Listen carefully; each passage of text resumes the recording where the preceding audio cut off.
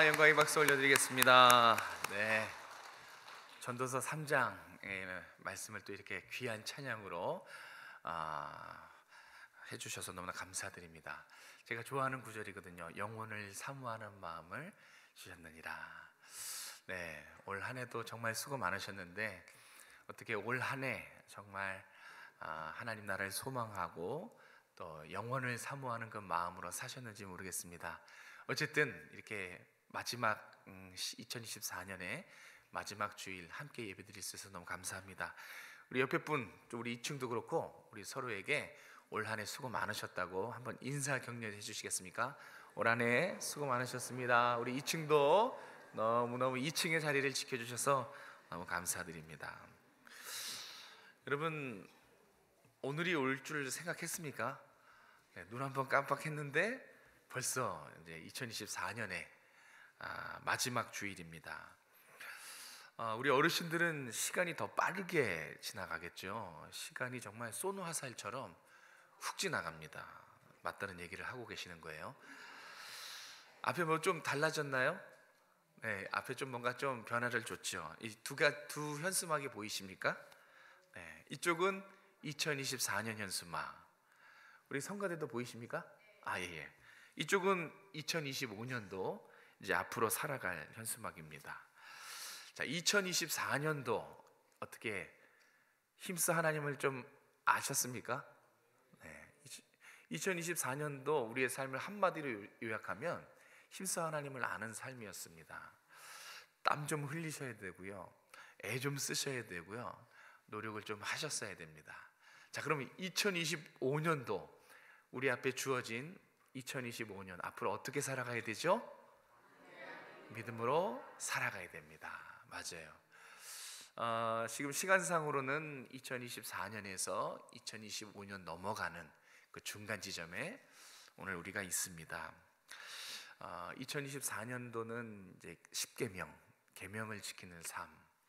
2025년도는 사도신경, 믿음에 대해서, 믿음의 삶. 그래서 여기서 일로 넘어가는 거예요. 이렇게 한 페이지 넘기는 게 참 쉽지 않습니다. 그러나 2024년을 마치기 전에, 한 페이지를 넘기기 전에 오늘 말씀을 통해서 우리의 삶을 다시 한번 돌아보기 원합니다. 한 해를 보내면서 가장 아름다운 마무리는 무엇일까? 그런 생각을 좀 했습니다. 2024년을 우리가 매듭을 져야 되는데 가장 의미 있는 그런 마침표는 무엇일까? 참 생각을 많이 했습니다. 오늘 본문 말씀이 제가 찾은 답이에요. 어떻게 2024년을 아름답게 마무리하고 이제 다가오는 2025년을 힘차게 시작할 수 있을까? 마침표가 중요해요. 마침표를 잘 찍어야 시작도 힘차게 출발할 수 있어요. 그래서 가장 아름다운 마무리, 가장 의미 있는 마침표, 오늘 본문에 그 답을 가르쳐 줍니다. 결론부터 말씀드리자면 한번 따라해 보겠습니다. 하나님이 하셨습니다. 믿으십니까? 이 하나님이 하셨습니다, 이거를 여러분 스스로가 마음에서 우러나오는 고백, 그게 2024년을 가장 아름답게 마무리 짓는 거예요. 그 마침표가 오늘 본문 말씀을 통해서 우리에게 알려줍니다. 한 해를 송구하고 이제 영신을 하게 될 텐데, 이 가장 아름다운 성숙한 신앙의 자세, 이게 바로 하나님이 하셨습니다, 이 고백입니다. 이걸 우리가 흔히 자주 사용하는 말로는 모든 것이 하나님의 은혜입니다, 이거예요. 네. 이것이 한 해를 마무리하면서 저와 여러분이 가슴속에 새겨야 될 그런 신앙의 자세입니다. 모든 것이 하나님의 은혜였습니다. 내가 한 것이 아니라 하나님이 한 것입니다. 나는 마땅히 해야 될 것을 한 것입니다. 이것이 지금 우리가 맞춰야 될 마침표인 것입니다. 그럼 하나님이 하셨다고 고백했는데, 그럼 하나님이 무엇을 하셨을까요? 올 한 해 하나님이 과연 여러분의 삶에 개입하셔서 한 것이 무엇인가? 오늘 바울은 57절에 보면 감사합니다, 그죠? 하나님이 하신 일로 인해서 감사로 영광 올려드리고 있는 것을 볼 수 있어요. 그런데 중요한 것은 그 감사의 내용이에요. 무엇을 감사하고 있는지 오늘 우리에게 주목해 보라는 것입니다. 자, 우리 57절 말씀 같이 한번 읽도록 하겠습니다. 시작.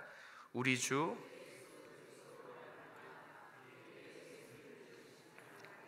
감사하노니. 아멘.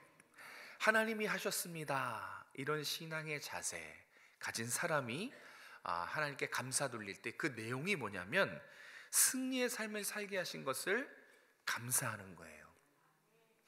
여러분, 승리의 삶이라고 하니까 난 너무 힘들었는데 이야기를 잘 들어보면 무슨 얘기하는지 알 겁니다. 절망뿐인 인생, 절망뿐인 세상에서 하나님은 우리에게 승리의 삶을 살게 하셨어요.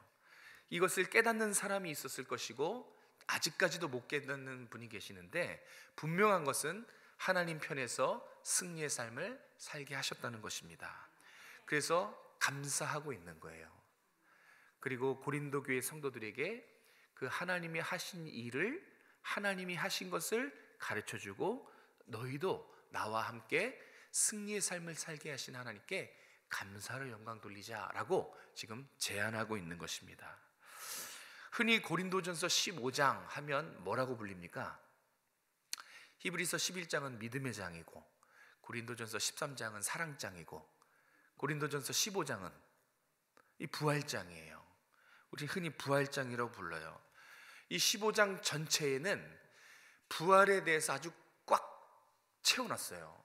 여러분이 부활에 대해서 궁금하시면 다른 데 찾아볼 거 없어요. 이 고린도전서 15장 펴서 묵상하시고 공부하시고 주석 찾아보면 기독교에 말하는 부활이 무엇인지 잘 나타나 있어요. 여기 보면 그리스도의 재림, 그리고 성도가 누리게 될 부활의 영광, 최후 승리에 대해서 아주 담대하고 선언적인 어조로 15장 전체를 다 기록하고 있는 것을 볼 수 있습니다. 우리가 읽은 57절, 58절은 이 부활에 대한 결론 부분에 해당하는 내용이에요. 앞에 부활에 대해서 어떤 내용들이 있었는지 잠깐만 살펴보자면, 혹시 성경을 가지고 계신 분은 51절 한번 보시겠습니까? 제가 따로 준비하진 않았는데 51절에 보면 이렇게 마지막 날에 대해서 나와요. 마지막 날 천사들이 나팔을 불 때 예수님이 재림하신다, 예수님이 다시 오신다는 말씀이 있고요.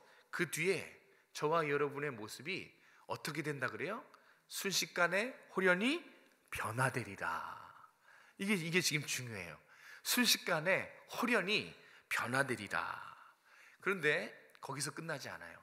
어떻게 변화됐는지 이어서 52절에 나옵니다. 썩어 없어졌던 육신이 다시 썩지 아니할 신령한 몸으로 살아난다 그랬어요. 이게 성경이 말하는 부활의 모습이에요. 이미 육신은 다 썩어 없어졌잖아요, 그죠? 죄마저도 다 썩어 없어졌어요. 그런데 부활의 아침 그 날에 이 썩었던 육신이 소생케 되고 그 소생케 된 육신이 다시 썩지 아니할 부활체, 신령한 몸으로 살아난다고 합니다. 신기한 건 거기서 끝나지 않아요. 53절에 또 이어서 설명하죠. 영원히 썩지 않는데요, 영원히 죽지 않는데요. 뭐가요? 신령한 몸이. 저와 여러분, 예수 그리스도를 나의 구주로 믿어서 예수님 오실 때에 우리의 몸이 변화가 돼서 새로운 몸, 부활의 몸, 신령한 몸으로 입을 때 그 몸은 영원히 썩지 않습니다. 영원히 죽지 않습니다. 그것을 성경이 말씀해 주고 있어요. 믿으시는 여러분 되시기 바랍니다. 이게 부활의 모습입니다. 그런데 이제 제가 말씀드리고 싶은 건 이거예요. 한 가지 놀라운 사실을 또 기록하고 있어요. 이건 제가 정말 궁금했던 그런 부분인데 저는 해결이 됐어요. 무슨 얘기냐? 자, 보세요. 예수님 오실 때에 천사들이 나팔을 붑니다. 그때 우리는 신령한 몸을 입어요. 그 몸은 영원히 썩지 않고 영원히 죽지 않는다고 성경이 말씀했어요. 그러면 사망은 어떻게 됩니까? 죽음은. 이 사망과 죽음, 여러분들은 어떻게 될까요? 영원히 썩지 않고 영원히 죽지 않으면 사망과 죽음은 어떻게 되는 것인가? 그것을 기록한 것이 54절과 55절입니다. 우리 54절 55절 함께 읽도록 하겠습니다. 시작.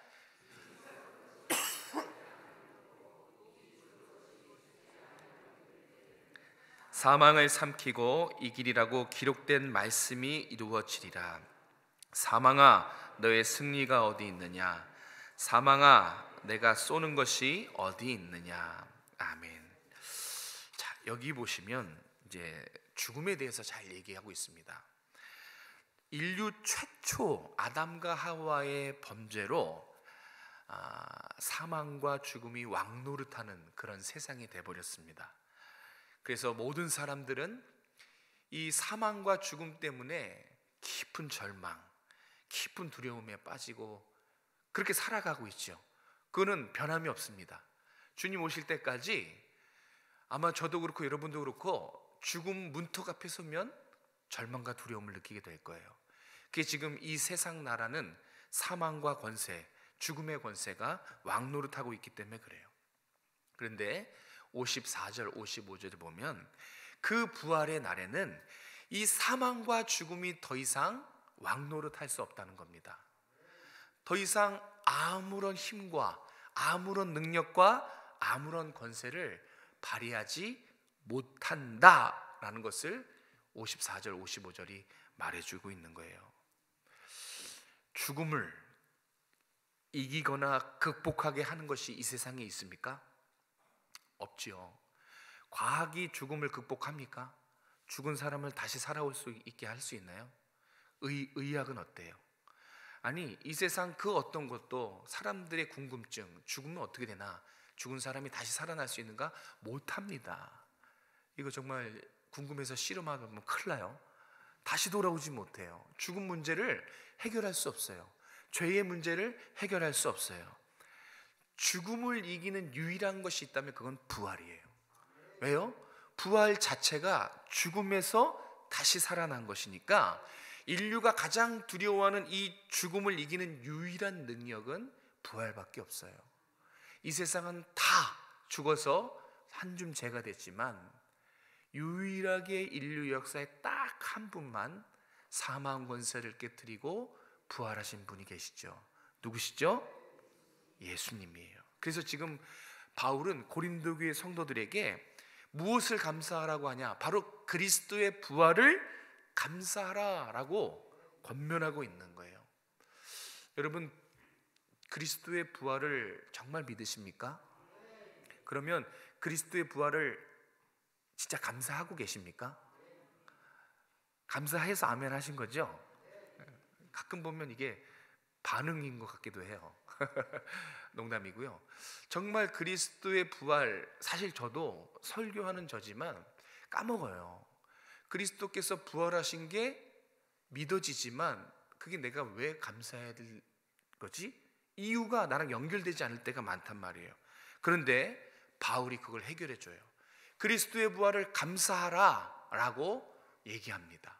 고린도교회 성도들에게 제가 지금 여러분에게 하듯이 그리스도의 부활을 감사하십시오.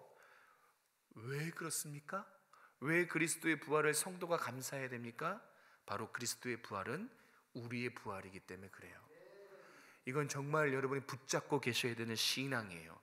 주님이 부활하셨는데 주님의 부활은 당신 자신만의 부활이 아니에요. 성경 그렇게 기록하지 않아요. 예수님의 부활은 우리의 부활이라 그랬어요. 그러니까 예수님이 죽으신 것도 우리 때문이요, 예수님이 부활하신 것도 우리 때문이라 그랬어요.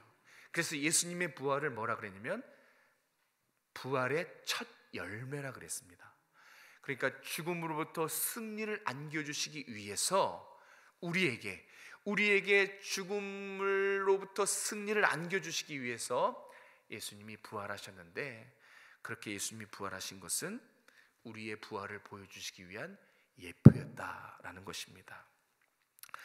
그래서 이 예수님의 부활이 너무너무 중요한 것입니다. 왜? 이제 우리도 예수님의 부활처럼 부활할 것이니까. 그래서 기뻐하고 감사하라고 했던 것입니다.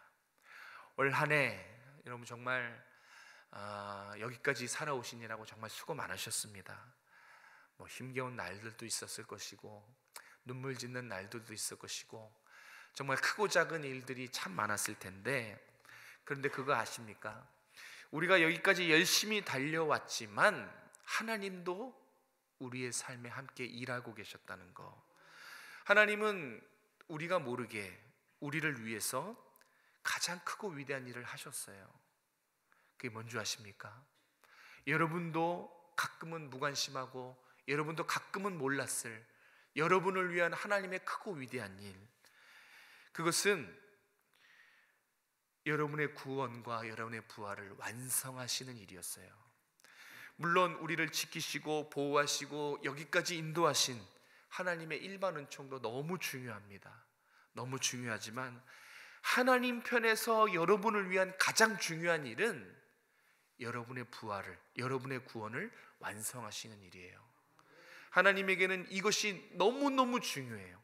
우리는 우리 스스로가 그것에 대해서 무관심하고 기억조차 못할지라도 하나님 편에서는 지금 오늘 여기까지 여러분의 구원을 완성하고 부활을 완성해 가는 것이 하나님께는 가장 크고 위대한 일이었다는 것입니다.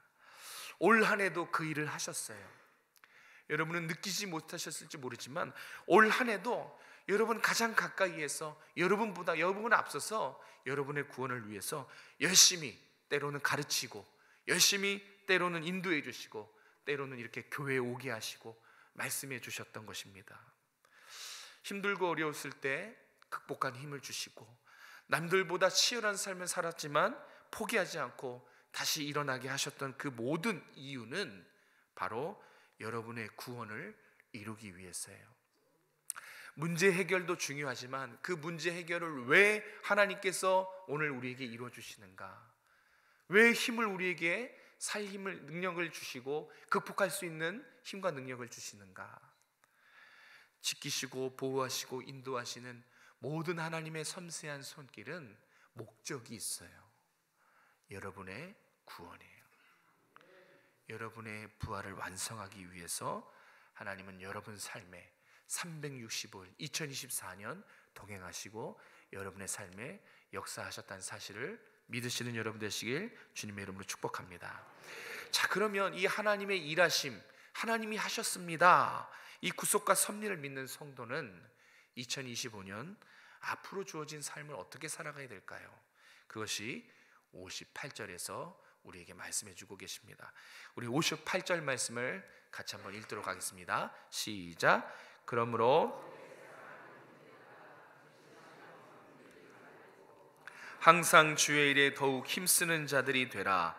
이는 너희 수고가 주 안에서 헛되지 않은 줄 알미라. 아멘. 하나님이 하셨습니다. 하나님이 오늘도 내일도 우리의 구원을 완성하시고 이루어 가십니다 라는 것을 믿는 성도는 어떻게 살아가야 되는가? 하나님이 이루실 소망, 부활을 소망하면서 담대한 믿음으로 살아가야 될 줄로 믿습니다. 여러분, 담대한 믿음으로 살아가십시오. 왜 그렇습니까? 하나님이 여러분의 부활, 여러분의 구원을 이루실 것이기 때문에 그렇습니다. 바울이 지금 고린도 교회 성도들에게 부활에 대해서 권면하고 있어요. 그렇죠? 권면하고 있는데 왜 권면하냐면 그들이 부활을 잘 이해하고 부활을 잘 확신하고 부활을 잘 지켜서 그렇게 신앙생활하기 때문이 아니라, 안타깝지만 부활에 대해서 흔들렸기 때문에 그래요. 부활에 대한 확신을 잃어버렸어요. 그래서 충고하고 있는 거예요. 견고해라. 믿음 위에 굳게 서라. 흔들리지 말아라. 부활의 소망을 굳게 붙잡고 흔들리지 말아라 라고 충고하고 있는 거예요. 왜요? 흔들렸기 때문에, 부활 소망을 잃어버렸기 때문에 그렇습니다. 고린도 교회 성도들은 부활을 의심했습니다. 여러분은 여러분의 부활 확실히 믿으십니까?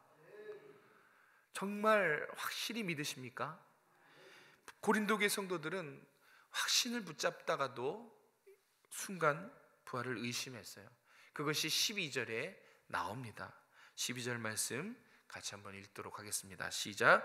그리스도께서 죽은 자 가운데서 다시 살아나셨다 전파되었거늘 너희 중에 어떤 사람들은 어찌하여 죽은 자 가운데서 부활이 없다 하느냐. 아멘. 이거 보십시오. 지금 고린도 교회 성도, 고린도 교회 안에 어떠한 성도들은 부활이 없다라고 의심했어요. 부활에 대한 소망을 놓쳤다는 것입니다. 그러면 왜 성도들이 부활 소망을 잃어버리고 왜 흔들렸을까요? 왜 부활을 의심했을까요? 그것은 아마 부활이 부질없다라고 생각했을 거예요. 부활 부질없구나. 참 이거 부활 소망 부질없구나. 이렇게 조금 허무하게 회의적으로 생각했던 것 같습니다. 그럼 왜 성도들이 부질없다고 생각했을까요? 왜 모든 신앙의 수고 이것들이 부활 왜 이것이 헛수고이고 부질없다라고 생각했을까? 그것은 어느 순간 자신도 모르게 그들이 현실에 몰두했기 때문에 그래요. 현실을 더 크게 본 거예요.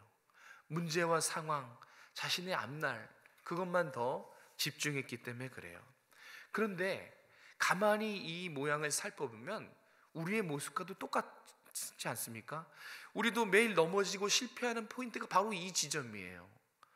바울은 주장합니다. 힘주어 주장했어요. 주님 오실 때 완전한 승리를 누릴 것이다.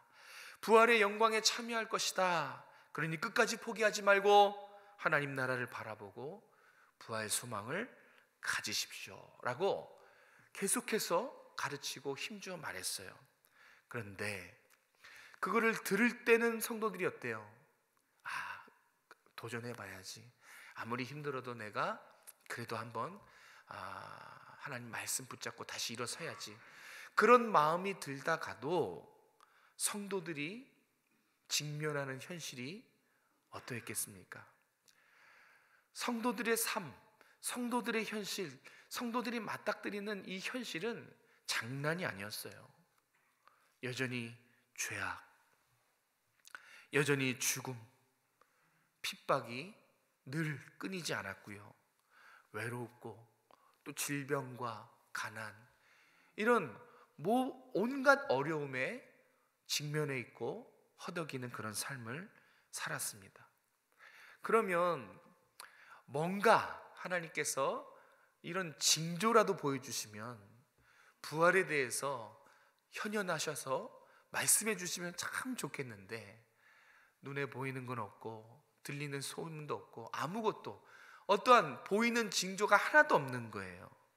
그래서 더 성도들은 어려웠어요. 성도들에게 현실은 그저 차갑고 냉혹한 현실일 뿐이었습니다. 그들 안에 믿음과 소망이 없지 않아요. 그런데 현실이 더 커 보이는 거죠. 차갑고 냉혹한 현실. 주님이 다시 오실 것이다. 알지요. 부활할 것이다. 알지요.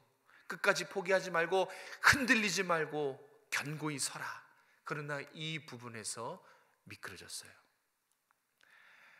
매일 그들이 맞닥뜨리는 현실은 절망적인 세상이거든요. 그들이 맞닥뜨리는 현실은 거짓과 불의뿐이에요. 죄악과 고통을 매일 보고 듣고 느껴야만 했습니다. 아침에 일어나서 잠잘 때까지 돈을 숭배하는 사람들, 쾌락을 사랑하는 사람들, 음란하고 방탕하고 폭력으로 매일 그런 것들을 보고 듣고 느끼는 삶을 살았다고 한번 생각해 보십시오. 고린도 교회 성도들 안에 있는 그 믿음과 소망이 어떻게 됐겠습니까? 다 잃어버리는 겁니다. 확신하다가도 흔들리게 되어 있어요. 정말일까? 의심하지 않을 수가 없게 됩니다. 현실이 그만큼 무섭습니다. 우리가 늘 넘어지는 이유도 그거예요. 하나님 말씀 듣고 말씀 묵상하고 기도하다가도 우리의 삶의 현장, 삶의 현실에 가면 보고 듣고 느끼는 것이 다 고린도 교회 성도들이 느꼈던 그런 것들 아닙니까? 그럼 어떻습니까? 소망과 믿음이 들다가도 흔들리게 돼 있어요. 세상은 끊임없이 여러분의 믿음에 대고 공격을 합니다. 아니, 적당히 좀 믿지, 왜 그렇게 유난하게 믿어? 세상에 죄 안 짓고 어떻게 살아? 적당히 죄 짓고 사는 거야. 회개하면 되지. 이 구슬리는 거예요. 그런데 그거 아십니까? 하나님은 그 죄 미워하기까지 싫어하세요. 죄 짓지 말라라고 말씀하시는 것이 하나님인데 세상은 살짝 바꾸지요. 죄 안 짓고 어떻게 살아? 어느 교회 누구도 그렇게 술 먹고 담배 피더라 하면 정신이 없는 거예요. 늘 고린도 교회 성도들이 맞닥뜨린 현실은 냉혹하고 절망뿐이고 정말 이 소망과 믿음을 흔들리기 딱 좋은 그런 상황이었던 것입니다. 그러니 이 믿음과 소망이 온전할 리가 없지요. 우리의 신앙도 항상 이 세상의 세속화와 세파에 마구마구 흔들립니다. 그래서 더욱더 우리의 신앙의 믿음의 뿌리를 말씀과 기도에 깊이 뿌리 내려야 돼요. 여러분, 하와이에 가면 야자수 나무가 있어요. 그 야자수 나무는 얼마나 그 뿌리를 땅속에 깊이 이렇게 뿌리 내리고 있는지, 태풍이 한번 심하게 불면 다른 나무들은 다 뿌리째 뽑히거든요. 안 뽑히는 유일한 나무가 야자수 나무예요. 그래서 야자수 나무가 왜 안 뽑히나 봤더니 뿌리를 얼마나 땅속 깊이 내리고 있는지 모른다고 합니다. 마찬가지예요. 견고하다는 것은 말씀의 뿌리를 깊이 내리는 거예요. 그래야지 흔들리지가 않습니다. 왜? 세상은 자꾸 우리의 믿음, 천국 소망을 가만히 놔두질 않아요. 흔들립니다. 오늘 말씀을 듣고 여러분이 세상에 나가도 월, 화, 수, 목, 금 시간이 지나면서 점점 희석이 돼버리겠죠. 그래서 견고하여라, 흔들리지 말라라고 권면하는 것입니다. 바울은 고린도 교회 성도들에게 이 현실에 대해서 회피하지 않아요. 그러니까 현실을 감추지 않습니다. 일부러 현실을 똑똑히 직시하라고 오픈해버려요. 왜냐하면 이게 너희가 살아가는 세상의 실체다라는 것을 직시하라는 거예요. 세상을 감추면 안 돼요. 세상의 실체를 오히려 우리도 알아야 되고 우리 자녀들에게 말해줘야 됩니다. 바울은 지금 세상의 실체를 정확하게 알고 직시하라고 말해줍니다. 그런데 중요한 거 한 가지를 더 말해요. 세상을 보는 눈하고 또 다른 눈 하나를 갖고 있어야 된다고 말해요. 세상을 직시해야 됩니다. 세상의 실체를 목도해야 돼요. 절망이고 죽음에 대한 두려움이고 탄식뿐인 사라져버리는 이 세상의 실체를 똑똑히 봐야 돼요. 성도는 이걸 분별해야 됩니다. 그런데 이것만 가지고 있으면 안 돼요. 또 하나, 이건 뭐냐면 이런 세상 속에서도 굽힘 없이 하나님께서 당신의 구속을 놀랍게 이루어 가시는 하나님의 하시는 일들을 바라보라는 거예요. 이걸 바라보라는 것이 중요한 포인트예요. 불가능해 보이거든요. 우리 다음 세대들의 구원, 다음 세대들의 믿음, 회복, 불가능해 보이거든요. 그러나 그런 불가능해 보이는 현실 속에서도 참담하고 암담한 앞길을 볼 수 없는 깜깜한 지륵 같은 어둠 속에서도 하나님께서는 당신의 백성들을 단 한 명도 놓치지 않고 그리스도의 부활에 참여하신다는 겁니다. 그걸 보라는 거예요. 한번 생각해 보세요. 절망뿐입니다. 그런데 그 속에서 하나님께서 당신의 구속을 이뤄가는 걸 본다고 생각해 보세요. 오늘도 내일도 포기하지 않고 실수하지 않고 열심히 나와 내 자녀들의 구원과 부활을 위해서 하나님이 열심으로 일하시는 것을 본다고 생각해 보십시오. 흔들릴까요? 우리의 믿음과 천국 소망이 흔들릴까요? 그럴 일 절대 없을 겁니다. 세상은 정말 무섭습니다. 녹록치 않아요. 그런데 그 속에서도 끝까지 우리와 우리 자녀들의 구원을 이루어 가시는 하나님의 성실하심, 이 하나님의 열심을 보라는 것입니다. 이거 놓치면 절대 안 됩니다. 하나님의 일하심. 그래서 하나님이 하셨습니다라고 고백은 바로 이 하나님의 일하심을 봤을 때 성도가 할 수 있는 것입니다. 참 감사하게도 바울의 입을 통해서 오늘을 살아가는 우리에게 오늘 말씀은 위로를 주세요. 고린도 교회 성도들에게만 하신 말씀이 아니라 오늘 저와 여러분들, 이 세상에서 믿음 지키며 살아가는 불철주야 노력하는 우리들에게도 위로하세요. 하나님의 음성을 들으십시오. 굳게 서라, 흔들리지 말아라. 이렇게 우리에게도 위로하십니다. 왜 굳게 서라고 하실까? 왜 흔들리지 말라고 하십니까? 우리의 수고가 주 안에서 헛되지 않기 때문입니다. 저와 여러분의 삶, 한 걸음 한 걸음 걸어왔던 우리의 삶과 우리의 신앙과 주님을 위한 작은 헌신이 결코 하나님 보시기에 헛되지 않았기 때문에 굳게 서라, 흔들리지 말아라 라고 말씀하시는 것입니다. 오히려 하나님은 여러분의 삶을 지지하고 응원하고 귀하게 보십니다. 왜 귀하게 보실까? 왜 우리의 삶과 신앙과 걸어온 날들, 우리의 노력들이 헛되지 않은 것인가? 이것이 너무너무 중요합니다. 사랑하는 성도 여러분, 2024년도 한 해를 돌아보면 우리가 우리의 인생을 살아온 것 같지만, 우리가 우리의 신앙과 수고로 오늘 여기까지 온 것 같지만 그렇지 않습니다. 만약 그렇게 생각한다면 하나님이 하셨습니다, 이건 입술의 고백으로 머물 거예요. 그런데 우리의 모든 날들 동안 우리의 수고를 귀하게 여기시고 하나님이 우리의 구원을 이루시기 위해서 모든 것을 다 하셨다라는 것을 볼 때, 믿을 때 고백할 수 있는 게 하나님이 하셨습니다예요. 하나님이 하셨기 때문에 우리의 날들이 헛수고가 아닌 것입니다. 우리가 했다면, 우리가 우리의 노력으로, 우리의 힘으로, 우리의 방법으로 하려고 했다면 그거야말로 부질없는 것입니다. 그런데 하나님이 우리의 삶을 함께 하시고 하나님이 이루셨기 때문에, 그거를 귀하게 보셨기 때문에 우리의 삶이 의미가 있는 거예요. 헛되지 않은 것입니다. 그래서 주 안에서 우리의 수고가 헛되지 않기 때문에 굳게 서라, 흔들리지 말아라 라고 위로하고 있는 것입니다. 자, 그런 의미에서 우리 옆에 분에게 다시 한번 믿음으로 권면하겠습니다. 하나님이 하셨습니다. 네. 한 번 더 이렇게도 고백하겠습니다. 모든 것이 하나님의 은혜입니다. 네. 정말로 하나님이 하셨습니다. 이 고백은 누가 시켜서가 아니라, 담임 목사라고 시켜서가 아니라 여러분의 삶을 한번 돌아보십시오. 내가 살아온 것 같지만 하나님이 하신 거예요.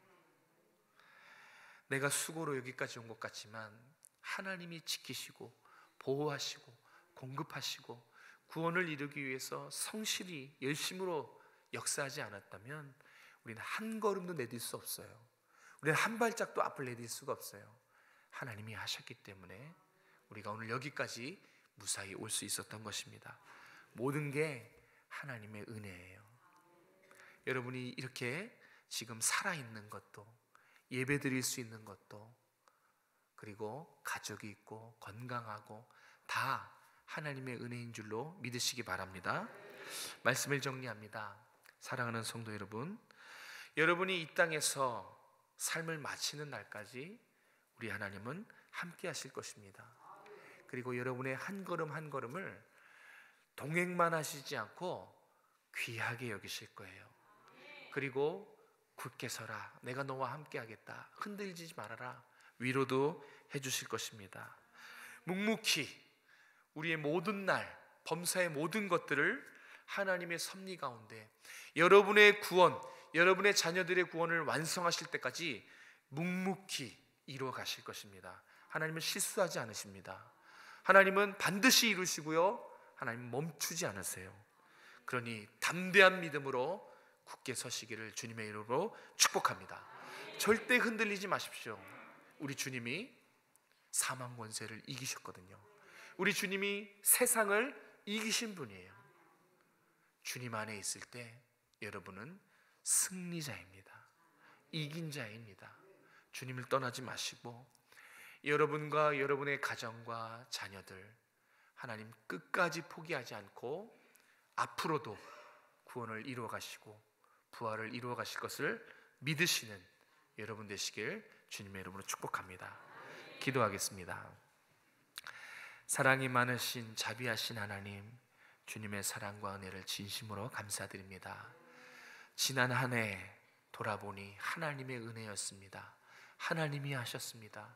끝까지 우리의 삶을 주님께 내어 맡기고 하나님이 이루시도록 순종하는 삶을 살아갈 수 있도록 은혜 베풀어 주시옵소서. 힘써 하나님을 아는 삶을 살게 하시고 이제는 담대한 믿음으로 살아가게 하신 주님, 도전하게 하신 주님, 우리의 삶에 늘 함께하여 주시고 우리의 구원을 이루시는 주님을 바라보며 넉넉히 승리하는 삶을 살아갈 수 있도록 축복하여 주시옵소서. 우리 다음 세대들, 하나님이 택한 주의 자녀들 끝까지 포기하지 않고 나의 주 나의 그리스도로 고백받으시며 구원을 허락하실 줄로 믿습니다. 우리 부모들의 눈물의 기도를 기억하여 주시고 우리 자녀들이 하나님 마음에 합한 세대로 세워질 수 있도록 은혜 베풀어 주시옵소서. 감사를 드리며 예수님의 이름으로 기도드렸습니다. 아멘.